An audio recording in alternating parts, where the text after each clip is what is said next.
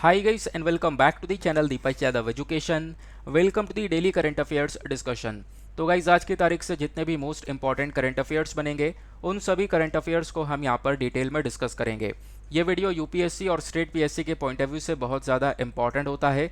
तो चलो शुभारंभ करते हैं, बट उससे पहले अगर आप लोगों को इस लेक्चर का पीडीएफ चाहिए तो क्या करना है, नीचे डिस्क्रिप्शन बॉक्स में पीडीएफ लिंक के नाम से एक लिंक दिया गया है, उस लिंक के थ्रू आप मेरे टेलीग्राम चैनल तक पहुंच जाओगे। अगर आपको उस तरीके से ये टेलीग्राम चैनल नहीं मिलता है तो एक और बहुत सिंपल सा तरीका है, डायरेक्टली टेलीग्राम ऐप को डाउनलोड करना और जाके सर्च बॉक्स में टाइप करना दीपक यादव एजुकेशन। जैसे आप लोग टाइप करोगे आपको मेरा चैनल मिल जाएगा, वहां से आप लोग डेली बेसिस पर इस लेक्चर के पीडीएफ को डाउनलोड कर सकते हो। साथ ही साथ अगर आप मुझसे पर्सनली कनेक्ट करना चाहते हो तो इंस्टाग्राम पर भी जा सकते हो, और अगेन आपको टाइप करना है सर्च बॉक्स में दीपक यादव एजुकेशन, आपको ये मेरा प्रोफाइल मिल जाएगा। यहाँ पे कनेक्ट कर आप लोग अपनी क्वेरीज को मुझसे पूछ सकते हो। देन डिस्कशन स्टार्ट करने से पहले एक छोटी सी बात जो कि डेली बेसिस पर मैं आप लोगों को बता रहा हूँ, रोज़ाना मॉर्निंग में 7 बजे रेडी हो जाया करो, क्योंकि मॉर्निंग में 7 बजे इसी चैनल पर द हिंदू का वीडियो अपलोड होता है। उसके अंदर द हिंदू के साथ साथ Indian Express plus PIB, Down to Earth और भी वेरियस न्यूज़पेपर्स को कवर किया जाता है, उनके एडिटोरियल्स और इंपॉर्टेंट आर्टिकल्स को डिस्कस किया जाता है। यहाँ पे सभी चीज़ें मिलती हैं सुबह वाले वीडियो में, चाहे वो एडिटोरियल हुआ, टेक्स्ट एंड कॉन्टेक्स्ट हुआ, एक्सप्लेनर सेक्शन हुआ, सभी चीज़ें कवर की जाती हैं। तो आप लोग यहाँ पे मॉर्निंग में अपना अच्छे से टाइम इन्वेस्ट कर सकते हो इस वीडियो के अंदर, और फिर हर रोज़ शाम को 8 बजे हम लोग यहाँ पे ये वाली सीरीज़ को करते हैं, यानी कि prelims cracker through MCQs. Daily basis पर एमसीक्यूज़ को सॉल्व करते हैं, और ये जो एमसीक्यूज़ होते हैं ये थोड़े एडवांस लेवल के होते हैं, जैसा कि यूपीएससी पूछता आ रहा है, क्योंकि बिल्कुल प्रीलिम्स के पैटर्न के ऊपर ही इन एमसीक्यूज़ को तैयार किया गया है। मैं आप लोग को डेली बेसिस पर ये कवर करवा रहा हूँ, आप लोगों ने देखा ही होगा। तो ये जो वीडियो है ये आपको मेंटली प्रिपेयर करेगा प्रीलिम्स के लिए, एमसीक्यूज़ को सॉल्व करने के लिए। तो आप लोग को डेली बेसिस पर बहुत कुछ नया सीखने को मिलता है इस वीडियो के थ्रू। तो आपको रूटीन में दोनों वीडियो ऐड कर लेनी है, आपको करंट अफेयर में बहुत ज़्यादा हेल्प मिलने वाली है। चलो स्टार्ट करते हैं अपने फर्स्ट एमसीक्यू से। अब देखो इस वाले क्वेश्चन के अंदर नेशनल फूड सिक्योरिटी एक्ट के बारे में चर्चा की है, लेकिन उससे पहले एक बात और बता दूं कि देखो मैं आपको जैसे हर एक क्वेश्चन दिखाऊंगा, आपको कोशिश करनी है कि वीडियो को पॉज करके खुद से यहाँ पे इस क्वेश्चन को आप सॉल्व करो। अगर आपसे खुद से क्वेश्चन हो पा रहा है तो बहुत अच्छी बात है, नहीं हो पा रहा है थोड़ी सी और प्रैक्टिस करो, और यहाँ पे मेहनत की ज़रूरत है, डिमोटिवेट नहीं होना है, आराम से यहाँ पे क्वेश्चन धीरे धीरे सॉल्व होने लगेंगे, ठीक है ना। तो ये पहला question national Food Security act के बारे में चर्चा करता है। अब कल मॉर्निंग वाला जो द हिंदू का वीडियो था उसी के अंदर मैंने बिजनेस स्टैंडर्ड का एक एडिटोरियल कवर किया था, जहां पे मैंने आपको समझाया था नेशनल फूड सिक्योरिटी एक्ट के बारे में। तो एक अच्छा क्वेश्चन यहां से तैयार हो सकता है, ठीक है ना। तो नेशनल फूड सिक्योरिटी एक्ट के रिगार्डिंग में आपको 2 स्टेटमेंट्स दिए गए हैं, बताना यह है कि कौन सा स्टेटमेंट करेक्ट है। क्वेश्चन को बहुत ध्यान से पढ़ना है, ये करेक्ट पूछा गया या इनकरेक्ट पूछा गया, इसमें सबसे ज़्यादा कन्फ्यूजन क्रिएट हो जाता है। तो आपको यहाँ पे देखने को मिलेगा आपसे करेक्ट स्टेटमेंट पूछा गया है in regards of the national Food Security act. तो 2 स्टेटमेंट क्या बोलते हैं, national Food Security Act provide करवाता है 75% गाँव के लोगों को, रूरल पॉपुलेशन को सब्सिडाइज्ड फूड ग्रेन्स। यानी कि सिंपल सी बात है, पहला स्टेटमेंट ये बोलता है कि नेशनल फूड सिक्योरिटी एक्ट सिर्फ और सिर्फ, क्योंकि ओनली लगा हुआ है, सिर्फ और सिर्फ रूरल पॉपुलेशन को ही यहाँ पे आप कह सकते हो फूड ग्रेन्स प्रोवाइड करवाता है। सिर्फ और सिर्फ 75% जो गाँव के लोग हैं उन्हीं को ये अनाज प्रोवाइड करवाता है। पहला स्टेटमेंट तो ये हो गया। दूसरा स्टेटमेंट यहाँ पर क्या बोलता है, National Food Security Act provide करवाता है मील और maternity benefit of not less than ₹6,000 to pregnant women and the lactating mothers. यानी कि जो प्रेग्नेंट महिलाएं हैं या फिर कुछ ऐसी महिलाएं जो कि अपने बच्चे को दूध पिला रही हैं, वो उस स्टेज पर हैं, तो उन महिलाओं को भी जो ये नेशनल फूड सिक्योरिटी एक्ट है इसके तहत 6,000 रुपये देने के बारे में चर्चा की जाती है।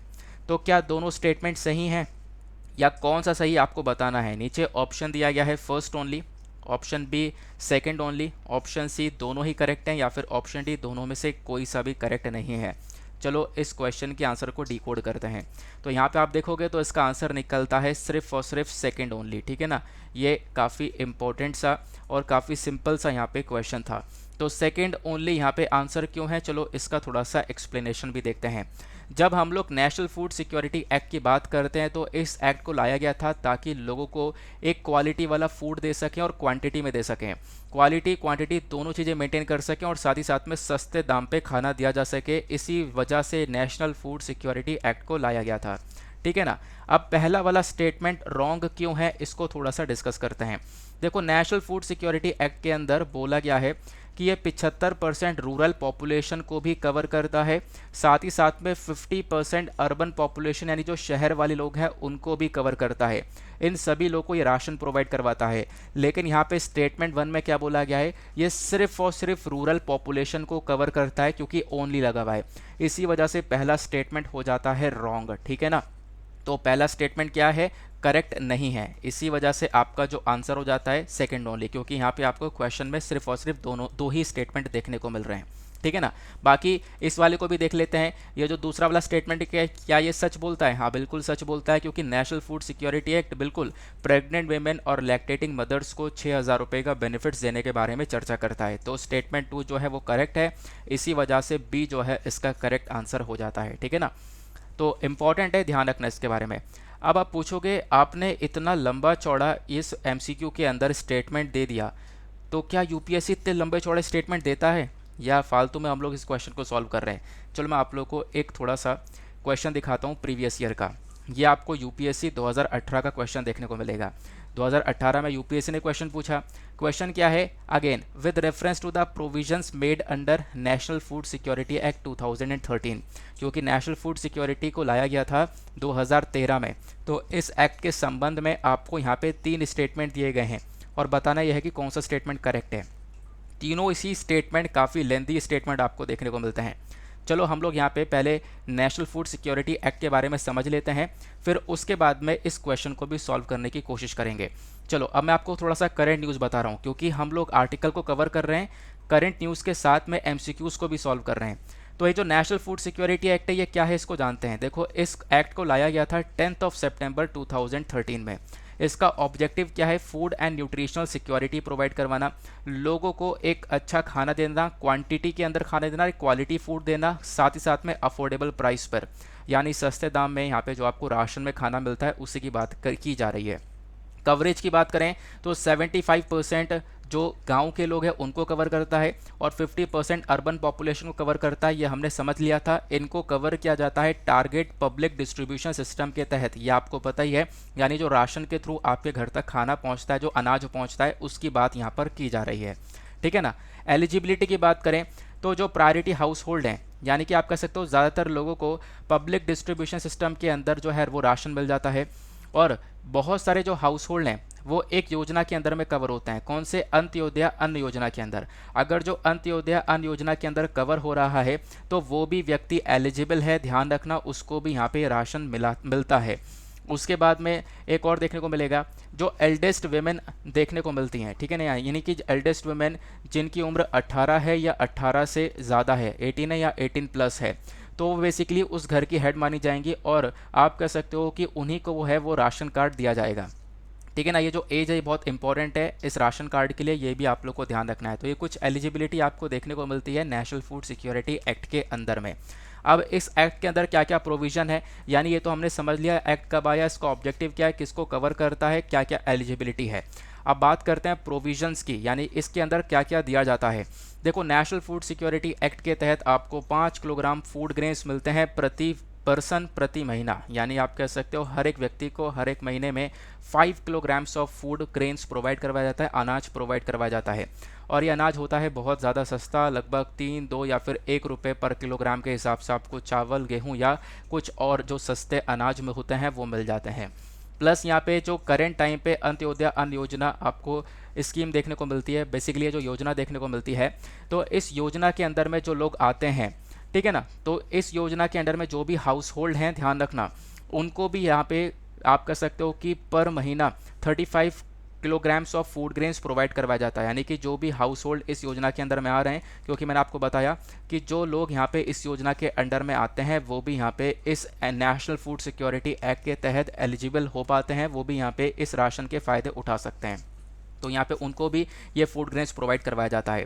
फिर उसके बाद में नेक्स्ट पॉइंट आप जब देखोगे तो यहाँ पे बोला जाता है कि जो प्रेग्नेंट वेमेन हैं और लैक्टेटिंग मदर्स हैं उनको भी मील और मैटरनिटी बेनिफिट दिया जाता है, ठीक है, यानी कि उनको भी खाना दिया जाता है, प्लस 6,000 रुपये तक का बेनिफिट दिया जाता है। 6,000 से कम का बेनिफिट ये नहीं होगा, ध्यान रखना, नॉट लेस देन 6,000 के बारे में मेंशन किया गया है। बाकी जो 14 साल के बच्चे होते हैं उनको लिए भी यहाँ पे कुछ खाना प्रोवाइड करवाया जाएगा। उसके बाद में फूड सिक्योरिटी अलाउंस दिया जाएगा, यानी अगर किसी दिन खाना नहीं पहुँचता है स्कूल के अंदर या छोटे बच्चों के पास में तो उस दिन यहाँ पे कुछ अलाउंस वगैरह प्रोवाइड करवा दिया जाएगा, ठीक है ना। बाकी यहाँ पे इन लोगों के लिए एक ग्रीवांस रिड्रेसल मैकेनिज्म होगा, यानी कोई भी परेशानियाँ हैं तो यहाँ से आप लोग अपनी परेशानियों को रिजॉल्व करवा सकते हो। ये ग्रीवांस रिड्रेसल मैकेनिज्म डिस्ट्रिक्ट और स्टेट लेवल दोनों पर ही देखने को मिलता है। तो ये सारे प्रोविजंस आपको देखने को मिलेंगे नेशनल फूड सिक्योरिटी एक्ट के अंदर में, जो कि अभी आप लोगों ने अच्छे से कवर कर लिया है। अब यहाँ पे यूपीएससी ने 2018 में ये क्वेश्चन पूछा था। क्वेश्चन क्या था, नेशनल फूड सिक्योरिटी एक्ट को लेकर स्टेटमेंट दिए गए हैं, बताना यह है कि कौन सा स्टेटमेंट करेक्ट है। पहला स्टेटमेंट क्या बोलता है, ये जो families national Food Security act के अंदर में आती हैं, ठीक है, यहाँ पे मतलब सिर्फ और सिर्फ बिलो पॉवर्टी लाइन वाली फैमिली को कवर किया जाता है, तो ऐसा तो नहीं है। बिलो पॉवर्टी लाइन के बारे में अभी तो हमने ऐसा कुछ डिस्कस नहीं किया है, और मैं आपको बता भी दूं बिलो पॉवर्टी लाइन के साथ साथ अबव पॉवर्टी लाइन प्लस यहाँ पे जो ये अंत्योदय अन्न योजना वाले लोग हैं, ठीक है, इनको भी तो ये बेनिफिट मिल रहा है ना, तो इस वजह से यहाँ पर पहला स्टेटमेंट हो जाता है गलत, ठीक है ना। ये आपको ध्यान रखना है, क्योंकि यहाँ पे बोला गया है उन्हीं फैमिलीज को कवर किया जाता है जो कि बिलो पॉवर्टी लाइन है, ऐसा नहीं है। आगे आते हैं, दूसरा यहाँ पे नेशनल फूड सिक्योरिटी एक्ट के अंदर कौन सी वेमेन एलिजिबल है उसके बारे में चर्चा की गई है। देखो, जो एल्डेस्ट वेमेन होगी जिसकी उम्र 18 होगी, 18 से ऊपर की होगी, वो यहाँ पे एक तरीके से राशन कार्ड के पर्पज़ के हिसाब से वो एलिजिबल हो पाएगी। तो आप कह सकते हो ये बिल्कुल करेक्ट है, अभी हमने थोड़ी देर पहले पढ़ा था, तो दूसरा स्टेटमेंट हो जाता है करेक्ट। तीसरा स्टेटमेंट ये बोलता है कि जो प्रेग्नेंट वेमेन है और लैक्टेटिंग मदर्स हैं उन सबको यहाँ पे राशन दिया जाता है, लगभग 1600 कैलोरीज यहाँ पे प्रोवाइड करवाई जाती हैं हर दिन, ऐसा यहाँ पे बोला जा रहा है। तो ऐसा भी नहीं है, क्योंकि अभी हमने पढ़ा था कि प्रेग्नेंट वेमेन और लैक्टेटिंग मदर को लगभग 6,000 रुपये जो है वो प्रति महीना देने के बारे में चर्चा की गई है इस नेशनल फूड सिक्योरिटी एक्ट के अंदर में। और जो खाना दिया जा रहा है उसमें 1600 कैलोरीज वैसे भी नहीं है, काफ़ी कम कैलोरीज हैं, तो इस वजह से आप कह सकते हो ये जो तीसरा स्टेटमेंट है ये भी आपको रॉन्ग देखने को मिलेगा। तो इसका करेक्ट आंसर क्या हो जाएगा, बी, सेकंड ओनली, ठीक है ना। तो आई होप आप लोगों ने समझ लिया कि हाँ यूपीएससी ने इस प्रकार से नेशनल फूड सिक्योरिटी एक्ट को लेकर क्वेश्चन पूछा है, ऐसे क्वेश्चन बनते हैं। अब मैं आपको क्या बता रहा था न्यूज़ के बारे में, चलो करंट इशू को ही पढ़ लेते हैं, आखिरकार क्यों चर्चा में है। देखो, नेशनल फूड सिक्योरिटी एक्ट 2022 की रैंकिंग आई है, यानी स्टेट्स को रैंकिंग दी गई है, कौन सा स्टेट फर्स्ट रैंक पर है, कौन सा स्टेट सेकंड रैंक पर है, जिसने सबसे अच्छी तरीके से नेशनल फूड सिक्योरिटी एक्ट को अपने यहाँ पर लागू किया, अच्छे से लोगों तक राशन को पहुँचाया है, तो उनकी रैंकिंग आई। अब उस रैंकिंग के अंदर में कैसा कैसा परफॉर्मेंस रहा है वो मैं आपको डायरेक्टली बता देता हूँ, क्योंकि दूसरी चीज़ तो पढ़ने लायक थी, वो थी नेशनल फूड सिक्योरिटी एक्ट, जो कि आप ऑलरेडी पढ़ चुके हो, और पहली पढ़ने वाली चीज़ है वो है कि भाई कैसा परफॉर्मेंस रहा। तो नेशनल फूड सिक्योरिटी एक्ट की 2022 की रैंकिंग की जब हम लोग चर्चा करते हैं तो इस रैंकिंग को 3 चीज़ों में कैटेगराइज किया गया है, एक है जनरल कैटेगरी, दूसरी है स्पेशल कैटेगरी और तीसरी है वर्स्ट परफॉर्मर। जनरल कैटेगरी की बात करें तो ओडिशा ने यहाँ पे टॉप किया है, ओडिशा नंबर 1 है, उसके बाद में उत्तर प्रदेश और आंध्र प्रदेश। ओडिशा ने बहुत अच्छे से तरीके से नेशनल फूड सिक्योरिटी एक्ट को अपने यहाँ पे इम्प्लीमेंट किया, इसको लागू किया, इस वजह से वो रैंक नंबर 1 पर आया। स्पेशल कैटेगरी की बात करें तो त्रिपुरा ने यहाँ पे टॉप किया है, त्रिपुरा के बाद में आप देख पाओगे हिमाचल प्रदेश और सिक्किम आपको देखने को मिल जाते हैं सेकंड और थर्ड प्लेस पर। वर्स्ट परफॉर्मर की बात करें, जिन्होंने सबसे ज़्यादा खराब परफॉर्मेंस दिया है वो है पंजाब, हरियाणा और दिल्ली, तो ये यहाँ पे बॉटम 5 के अंदर में है। तो ये चीज़ें जो हैं वो आपसे वन डे एग्जामिनेशन में पूछी जा सकती हैं और इस प्रकार से क्वेश्चन आपको यूपीएससी में मिल सकता है। चलो आगे आते हैं अगले एमसीक्यू की तरफ। आई होप आपको बहुत अच्छे से चीज़ों समझ में आ रही हैं। सेकंड एमसीक्यू भी यहाँ पर एक अल्टीमेट लेवल का है, कुछ कुछ क्वेश्चन आसान भी आते हैं, ऐसा नहीं सारे क्वेश्चन ही बहुत ज़्यादा टिपिकल आते हैं। तो इस प्रकार के क्वेश्चन बहुत सारे यूपीएससी ने पूछे हैं, तो एक क्वेश्चन आपको ये देखने को मिलेगा। क्वेश्चन क्या है, ग्लोबल लिवेबिलिटी इंडेक्स जो है वो रिलीज़ किया गया है किसके थ्रू। ऑप्शन ए बोलता है World Economic Forum, option B United Nation Environment Programme, option C World Bank या फिर option D the Economist Intelligence Unit. हुआ क्या है, रिसेंटली ये ग्लोबल लाइवेबिलिटी इंडेक्स जो है वो रिलीज़ किया गया है, ठीक है ना, जिसमें यहाँ पे बताया जाता है कि दुनिया भर में कौन कौन से शहर हैं जो कि रहने लायक हैं, जहाँ पे फैसिलिटीज़ बहुत अच्छी हैं, तो उस प्रकार से यहाँ पे इस इंडेक्स को लेकर आया जाता है। बताना यह है कि सर इस इंडेक्स को किसने रिलीज़ किया है। तो इसका करेक्ट आंसर आप लोग कोशिश कर सकते हो नीचे कमेंट सेक्शन में बताने की, अदरवाइज इसका करेक्ट आंसर है D, the Economist Intelligence unit जो है वो इसका करेक्ट आंसर है। इसी ने यहाँ पे ग्लोबल लायबिलिटी इंडेक्स को किया है रिलीज़। अब क्या ऐसे क्वेश्चन भी पूछे जाते हैं? तो बिल्कुल क्वेश्चन पूछे जाते हैं। ये आप लोग जो देखोगे स्क्रीन पर, यह है यूपीएससी का 2018 का क्वेश्चन। 2018 में क्या पूछा गया? रूल ऑफ लॉ इंडेक्स को रिलीज किया गया है by which of the following? Option A Amnesty International, option B International Court of Justice, option C the Office of UN Commissioner for Human Rights, या फिर option D World Justice Report. है ना interesting सा? तो बिल्कुल similar प्रकार का question आया है। कहने का मतलब है जो भी आप लोग एमसीक्यूज़ यहाँ पे सॉल्व कर रहे हो, वो जैसे मैं स्टार्टिंग में बोल चुका हूँ कि वो डायरेक्टली प्रीलिम्स पैटर्न बेस्ड हैं, तो आपको वैसे ही देखने को मिलेंगे जैसे यूपीएससी क्वेश्चन पिछले सालों में पूछ रहा है। इसी वजह से आने वाले प्रीलिम्स की आपकी बहुत अच्छी तैयारी हो जाएगी अगर आप लोग यहाँ पर अच्छे से इन एमसीक्यूज़ को सॉल्व कर रहे हो। इसी वजह से बोल रहा हूँ थोड़ा अच्छे से यहाँ पर सॉल्व करना, क्योंकि मुझे भी काफ़ी मेहनत लगती है इस चीज़ को बनाने में, ठीक है ना। तो आपने इसको समझ लिया, चलो इसको भी हाथों हाथ सॉल्व कर लेता हूँ। तो रूल ऑफ लॉ इंडेक्स किसके थ्रू रिलीज़ किया जाता है? इसका करेक्ट आंसर है डी, वर्ल्ड जस्टिस रिपोर्ट इसको रिलीज़ करता है, ठीक है ना।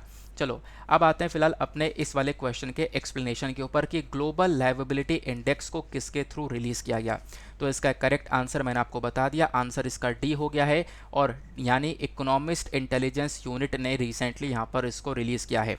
तो ऑप्शन ए की जगह इसको डी कर लेना है। क्या लिख दिया? ऑप्शन डी जो है वो करेक्ट आंसर हो गया।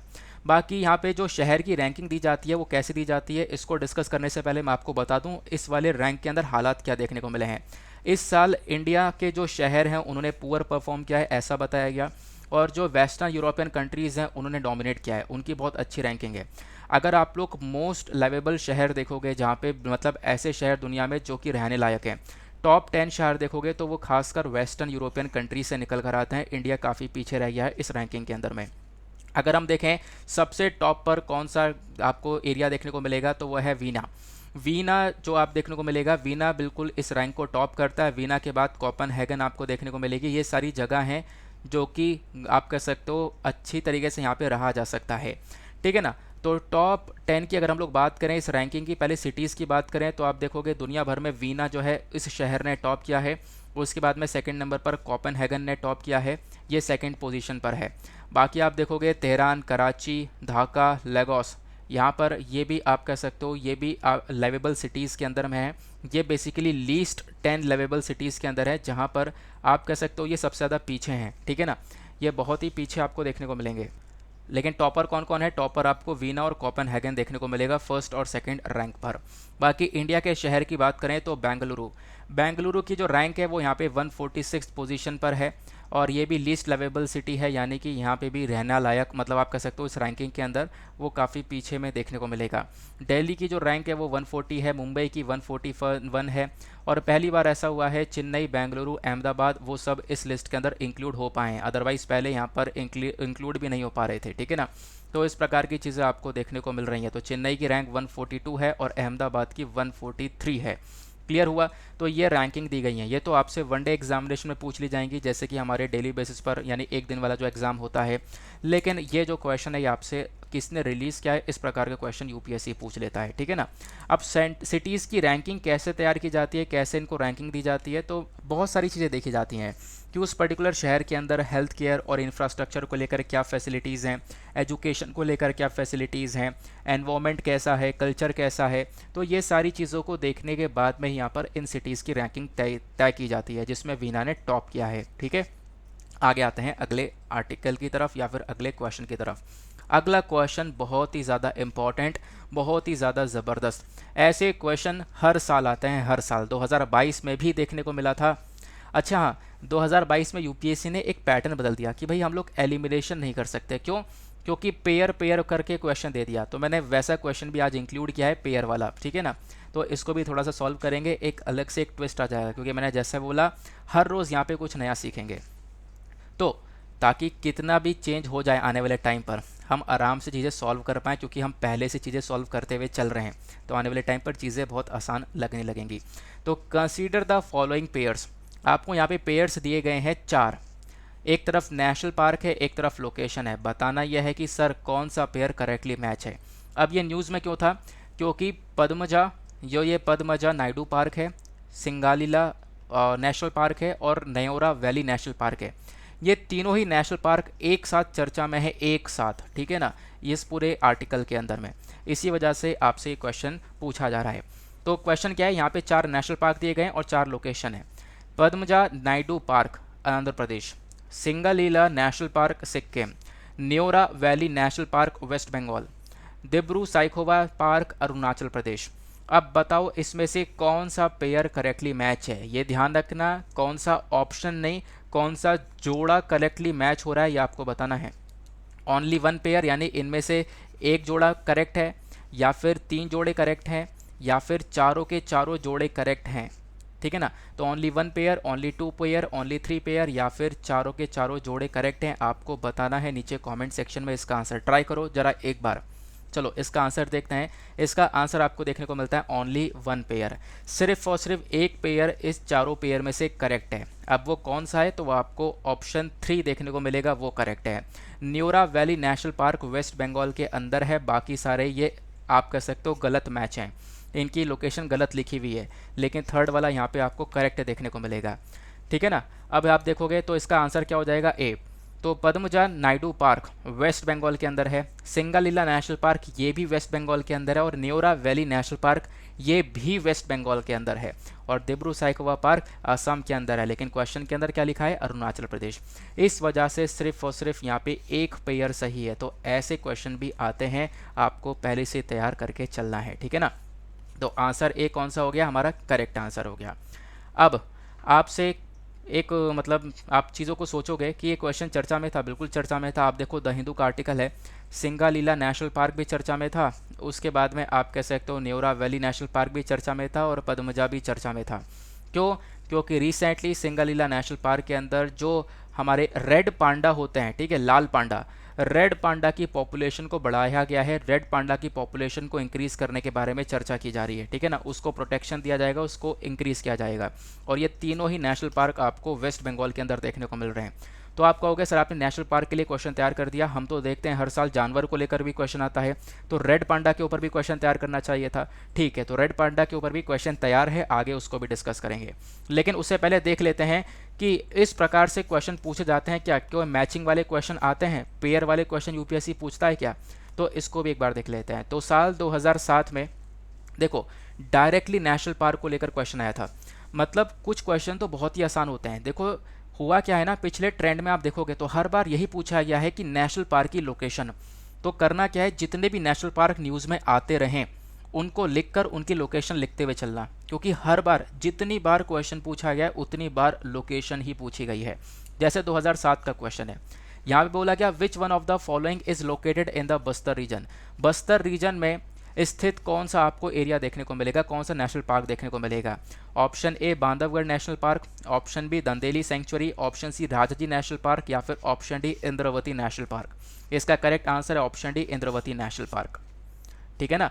मज़ा आ गया। आगे आते हैं, एक और क्वेश्चन देखो, यूपीएससी ने 2014 में क्वेश्चन पूछा था, कैसा वाला, ऐसा वाला, जैसा अभी हमने थोड़ी देर पहले डिस्कस किया है। ये 2014 में पूछा गया था, और आप देखोगे ना यहाँ पे भी वही चीज़ पूछी गई है लोकेशन को लेकर। Tiger reserve, wild life century और सरमती पीक ये कहाँ पे लोकेटेड हैं, फिर से लोकेशन ही पूछी है। तो आप कह सकते हो यहाँ पे पहला ऑप्शन दिया गया है दम्पा टाइगर रिजर्व, सामने मिजोरम है, गुमती वाइल्ड लाइफ सेंचुरी सिक्किम है, सरमती पीक ये नागालैंड है। तो इसमें से आप कह सकते हो कि कौन सा पेयर आपको करेक्ट देखने को मिलेगा, पहला करेक्ट है या दूसरा तीसरा करेक्ट है, पहला तीसरा करेक्ट है या फिर तीनों करेक्ट है। तो इसका आंसर सी सही है, यहाँ पे पहला और साथ ही साथ में यहाँ पर तीसरा आपको करेक्ट देखने को मिलेगा, दूसरा वाला गलत मैच है, ठीक है ना। तो गुमती वाइल्ड लाइफ सेंचुरी कहाँ पे लोकेटेड है, जरा नीचे कमेंट सेक्शन में आप लोग ज़रूर बता सकते हो। फिर उसके बाद में ये देखो 2014 के बाद 2018 में फिर से क्वेश्चन पूछा गया। क्वेश्चन बहुत ही सिंपल सा था, in which one of the following state is the Pakhui wild life sanctuary located. तो आप लोग एक चीज़ तो सीख गए हो कि wild life century, national park, biosphere reserve, जितनी भी चीज़ें चर्चा में हो सबसे पहले उसकी लोकेशन घोल के पी जाना, लोकेशन रट लेना। क्योंकि अभी मैं आपको और भी क्वेश्चन दिखा सकता हूँ कि जो भी क्वेश्चन पूछे गए हैं वो ज़्यादातर और भी क्वेश्चन हैं उनमें लोकेशन ही पूछी गई है। तो आप देख पाओगे 2018 का क्वेश्चन है, पाखुई वाइल्ड लाइफ सेंचुरी कहाँ पे लोकेटेड है, option A Arunachal Pradesh, option B Manipur, option C Meghalaya या फिर ऑप्शन डी नागालैंड। तो इसका करेक्ट आंसर आपको क्या देखने को मिलेगा? इसका करेक्ट आंसर है ए अरुणाचल प्रदेश। पाखुई वाइल्ड लाइफ सेंचुरी को हम लोग पक्के टाइगर रिजर्व के नाम से भी जानते हैं, ठीक है ना।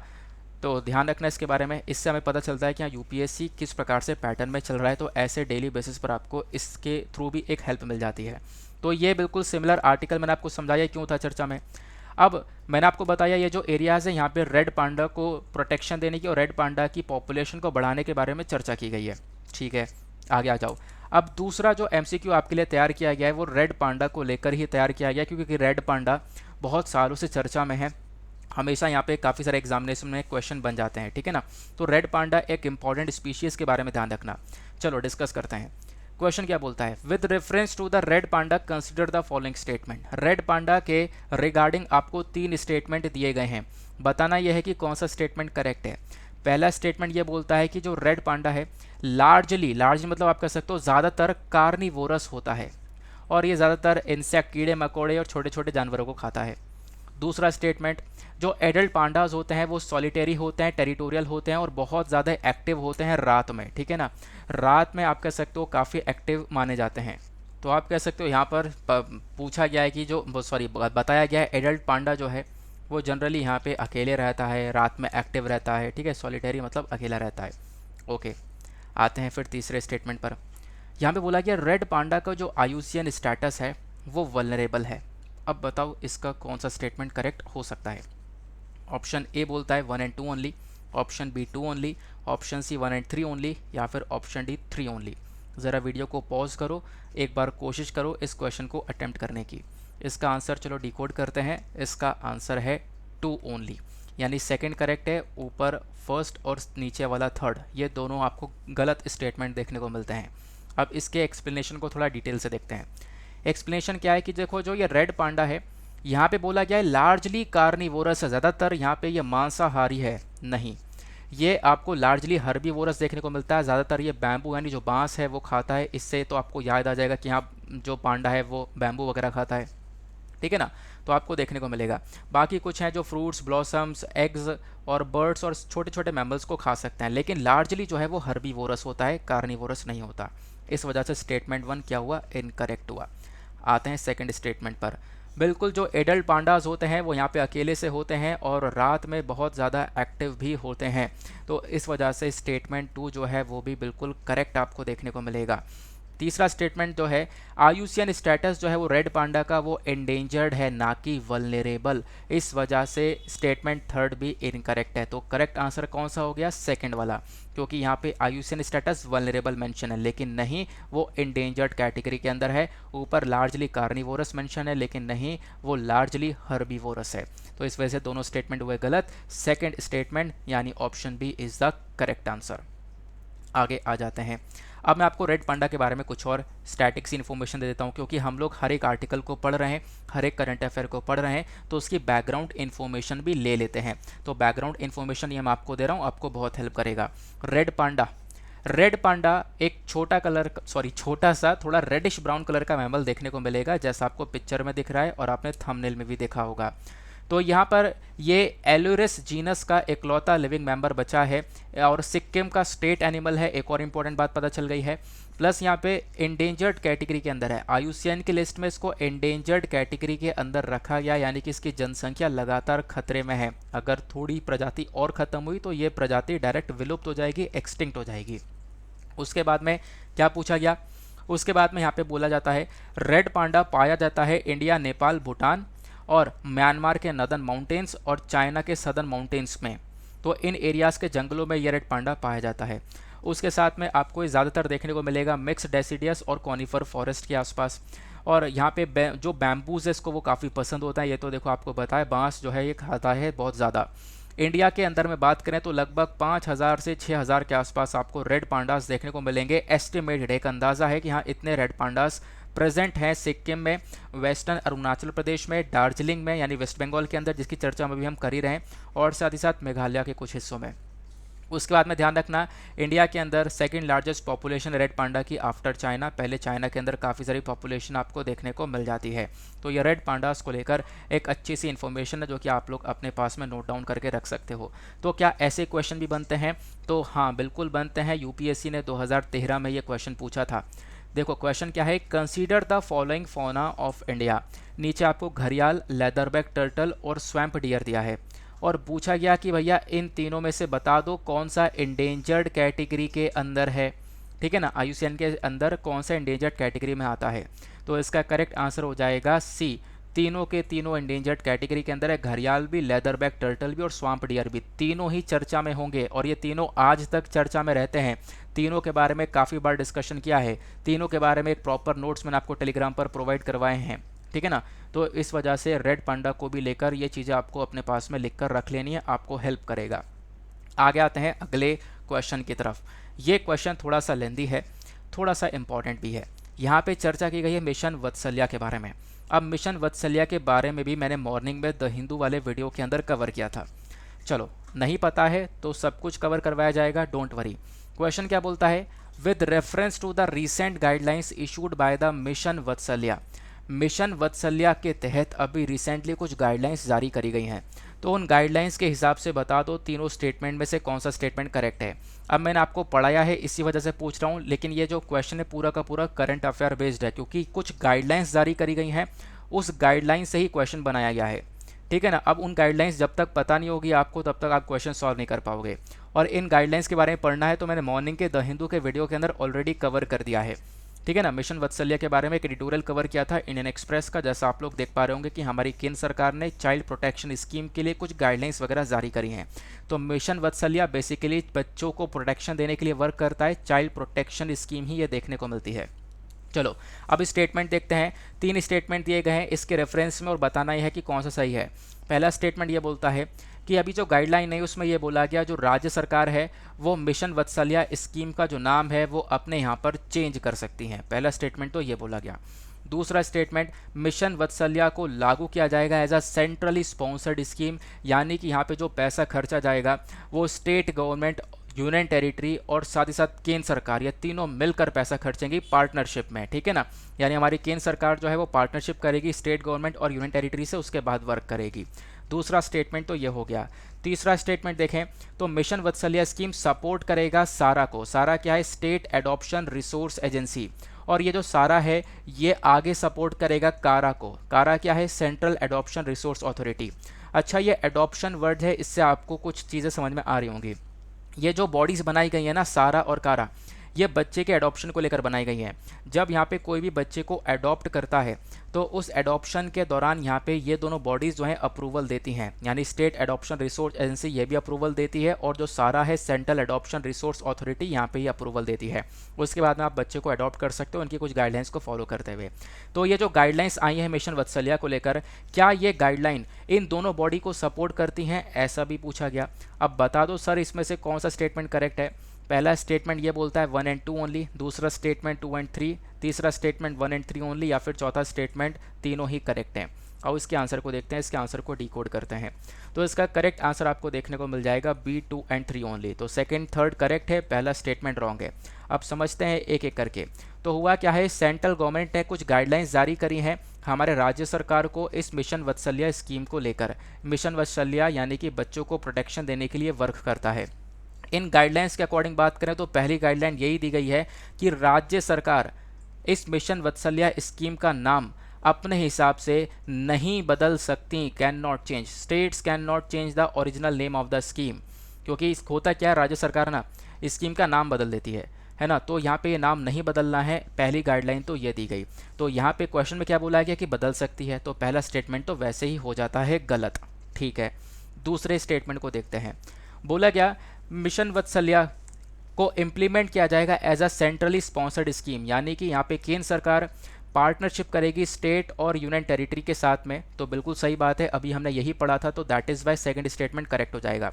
अभी थोड़ा और डिटेल से बता दूं क्या बोला गया था। यहाँ पे बोला यह गया था कि सेंटर और स्टेट दोनों मिलकर पैसा खर्चेंगे। जैसे मान लो हमारे नॉर्मल स्टेट और यूनियन टेरिटरी हैं, तो वहाँ पे केंद्र सरकार और एक तरीके से जो स्टेट गवर्नमेंट है उनके बीच में जो पैसा खर्चा जाएगा वो 90:10 का शेयर रहेगा। 90% केंद्र सरकार खर्चेगी और 10% हमारी राज्य सरकार खर्चेगी। ये जो 90:10 का शेयर है वो आपको कहाँ पे देखने को मिलेगा? हिमाचल प्रदेश, उत्तराखंड या फिर जम्मू एंड कश्मीर वाले रीजन में। ये सारे रीजन के अंदर एक कॉमन चीज़ देखने को मिल रही है, वो है हिली एरिया। तो जो हिली एरियाज़ होते हैं, जो पहाड़ी इलाके होते हैं, उन पहाड़ी इलाकों में राज्य सरकार और केंद्र सरकार के बीच में जो पैसा खर्चा जाएगा इस मिशन वत्सल्य स्कीम के अंदर में, वो 90:10 के बीच में खर्चा जाएगा। लेकिन जो हमारे प्लेन एरियाज़ होते हैं, उन प्लेन एरियाज़ में जो रेशियो होगा वो 6:4 का होगा, यानी 60% हमारी केंद्र सरकार खर्चेगी और 40% राज्य सरकार। ठीक है ना। तो ये चीज़ें यहाँ पर गाइडलाइंस के अंदर बोली गई थी। फिलहाल इतनी डिटेलिंग क्वेश्चन में नहीं पूछी गई है, सिर्फ पूछा गया था कि बाकी में यहाँ पे सेंटर स्टेट मिलकर काम करेंगे या नहीं करेंगे। उसके बाद अगले पॉइंट पर आते हैं। अगले पॉइंट के अंदर बोला गया मिशन वत्सल्य स्कीम या बच्चों के लिए एक हेल्पलाइन सपोर्ट करेगा, साथ ही साथ में ये सपोर्ट करेगा सारा को और साथ ही साथ में कारा को। सारा सपोर्ट करेगा कारा को, तो दोनों को यहाँ पे सपोर्ट करेगा। इस वजह से स्टेटमेंट 3 भी जो है करेक्ट है। तो सेकंड थर्ड स्टेटमेंट हो जाते हैं करेक्ट, इसी वजह से जो बी है हमारा वो करेक्ट आंसर हो जाता है। ठीक है ना। बाकी मैं आप लोग को थोड़ा सा इस इशू के बारे में बता देता हूँ। तो केंद्र सरकार ने मिशन वत्सल्य को लेकर कुछ गाइडलाइंस जारी करी थी, ये तो आपने देख ली। गाइडलाइंस जो स्टार्टिंग की 3 गाइडलाइंस है वो तो यह है जहाँ से क्वेश्चन तैयार कर लिया गया। बाकी कुछ और गाइडलाइंस है वो भी मैं आपको बता देता हूँ, तो आपका आर्टिकल भी समाप्त हो जाएगा। देखो यहाँ बाकी गाइडलाइंस में ये बोला गया कुछ बच्चे जो हैं जिनको स्पेशल केयर की ज़रूरत है, तो वो स्पेशल केयर उन बच्चों को प्रोवाइड करवाई जाएगी। कुछ बच्चे आप कह सकते हो देखने को मिलेंगे, इनको अलग अलग होम में रखा जाएगा, अलग अलग घरों में रखा जाएगा उनके जेंडर के बेसिस पर। कुछ जेंडर मेल होंगे, फीमेल होंगे, सबको सेपरेट करके रखा जाएगा। बाकी और क्या बोला जाता है, ये जो बच्चे हैं जिनको प्रोटेक्शन की ज़रूरत है, अब बहुत सारे बच्चों की तस्करी हुई हुई है। ठीक है, यानी कि चिल्ड्रन तस्करी देखने को मिल जाएगी, या बहुत सारे बच्चे मिसिंग थे, बहुत सारे बच्चे भागे हुए हैं, अलग हैं, घर से त्याग दिए गए हैं। तो उन सब बच्चों को सपोर्ट करने के लिए मिशन वत्सल्य काम करेगा। और अब यहाँ पे ये सारे बच्चे हैं तो ऑब्वियस सी बात है इन्होंने स्कूल वगैरह अटेंड नहीं किया है, तो आप कह सकते हो एजुकेटेड नहीं है। तो क्या होगा, इनको एक स्पेशल एजुकेटर प्रोवाइड करवाया जाएगा, थेरेपिस्ट प्रोवाइड करवाया जाएगा, नर्स प्रोवाइड करवाई जाएंगी, ताकि यहाँ पर इनकी अच्छे से देखभाल की जा सके। उसके साथ में बोला गया इनके लिए एक ओपन शेल्टर को भी एस्टेब्लिश किया जाएगा हमारी राज्य सरकार के थ्रू, और वो जो शेल्टर होगा वो यहाँ पर इन बच्चों को सपोर्ट करेगा। साथ ही साथ में कुछ फाइनेंशियल सपोर्ट भी प्रोवाइड करवाया जाएगा इन्हीं बच्चों को, ताकि यहाँ पर इनकी हम लोग थोड़ी अच्छे से केयर कर सके। इनको एजुकेशन, न्यूट्रिशनल और हेल्थ के मामले में भी सपोर्ट प्रोवाइड करवाएंगे हम लोग इसी मिशन वत्सल्य स्कीम के तहत। ठीक है ना। तो ये सारी चीज़ें यहाँ पर एक्सप्लेनेशन के अंदर आपको मिल जाएंगी। ये मैं आपको पूरी न्यूज़ भी समझा रहा हूँ। नाउ मिशन वत्सल्य क्या है? देखो 2009 से पहले, साल 2009 से पहले ministry of women and child development ने 3 स्कीम्स को लागू किया था, और वो तीनों स्कीम्स बच्चों को प्रोटेक्शन को लेकर थी, जैसा आपको दिख रहा है। लेकिन होता क्या है, साल 2010 में यानी अगले ही साल तीनों स्कीम को मर्ज कर दिया जाता है, मिला दिया जाता है, और single integrated child protection scheme बनाई जाती है। फिर साल 2017 में इसका नाम फिर से बदल दिया जाता है और चाइल्ड प्रोटेक्शन सर्विस स्कीम कर दिया जाता है। फिर 2021-22 में फिर से नाम बदल दिया जाता है, और फाइनली 2021-22 में इसका नाम मिशन वत्सल्य रख दिया जाता है। तो इसी वजह से ये काफ़ी ज़्यादा इंपॉर्टेंट बन जाता है। तो मिशन वत्सल्य के बारे में जान लिया, उसके साथ में आपने क्वेश्चन भी सॉल्व कर लिया। आई होप आपको मज़ा आ चुका होगा। बताना ज़रूर मज़ा आया है या नहीं आया है, आपको बहुत कुछ जानने को मिल रहा है या नहीं मिल रहा है। अगर जानने को मिल रहा है तो यार एक छोटा सा काम कर सकते हो, वीडियो के ऊपर जो लाइक का बटन है उसको दबा सकते हो। मैं स्टार्टिंग में कहना भूल गया, बट आप लोग इतना करके सपोर्ट कर सकते हो, एक मोटिवेशन मिलता है, उसमें आप लोग हेल्प कर सकते हो। बाकी इस वीडियो से डेफिनेटली आपको बहुत फ़ायदा होने वाला है, बहुत मेहनत की जाती है, आपको भी बहुत सारे बेनिफिट्स मिलेंगे अगर आप लोग रेगुलर बेसिस पर इसको अपने प्रिपरेशन के अंदर ऐड ऑन करते हो। तो नाउ इसी के साथ करते हैं हम लोग अपने लेक्चर को समाप्त, और मिलते हैं आप लोगों से अगले वीडियो में। आज के लिए bye bye, have a nice day, thank you and जय हिंद।